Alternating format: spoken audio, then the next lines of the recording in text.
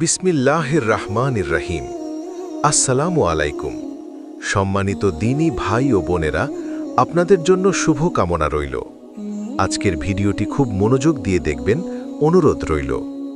আপনি কি জানেন, রিজিক কম হবার কারণ অভাব না, কারণটা আমরা নিজেরাই তৈরি করি। অনেকে দিনরাত পরিশ্রম করে কিন্তু বরকত আসে না কেন? আজ এই প্রশ্নের উত্তর জানলে আপনার দৃষ্টিভঙ্গি বদলে যাবে। ইসলামে রিজিক শুধু টাকা নয়, সময়, শান্তি, সুস্থতা, সম্মান সবই রিজিক। আল্লাহ কাউকে রিজিক থেকে বঞ্চিত করেন না, কিন্তু কিছু কাজ আছে যেগুলো রিজিকের দরজা বন্ধ করে দেয়।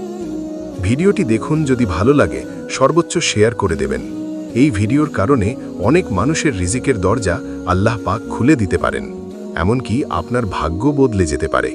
এটি শুধু একটা ভিডিও নয়, এটা জীবন পরিচালনার একটা সঠিক রাস্তা মাত্র। ভিডিওটা শেয়ার করুন। এই ভিডিও দেখার পর অনেকেই আমলে ঝুঁকে পড়বে। তাদের আমল থেকে আপনি অনেক সোয়াবের অংশীদার হবেন ইনশাআল্লাহ। ভালো জিনিস ছড়িয়ে দেওয়া একজন খাঁটি মুসলমানের দায়িত্ব। রিজিক কখন বাড়ে, চলুন জেনে নিই। রিজিক বাড়ে যখন মানুষ তাকওয়া অবলম্বন করে।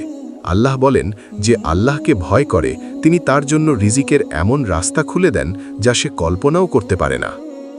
রিজিক বাড়ে নিয়মিত ইস্তিগফার করলে।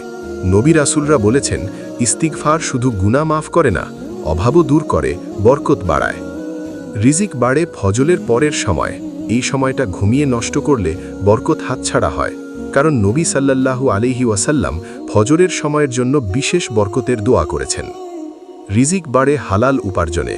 হারাম টাকায় চোখ ভরে কিন্তু মন ভরে না। হালাল অল্প হলেও তাতে শান্তি থাকে, বরকত থাকে। রিজিক বাড়ে আত্মীয়তার সম্পর্ক বজায় রাখলে। নবী করিম সাল্লাল্লাহু আলাইহি ওয়াসাল্লাম বলেছেন, যে আত্মীয়তার সম্পর্ক রক্ষা করে আল্লাহ তার রিজিক বাড়িয়ে দেন।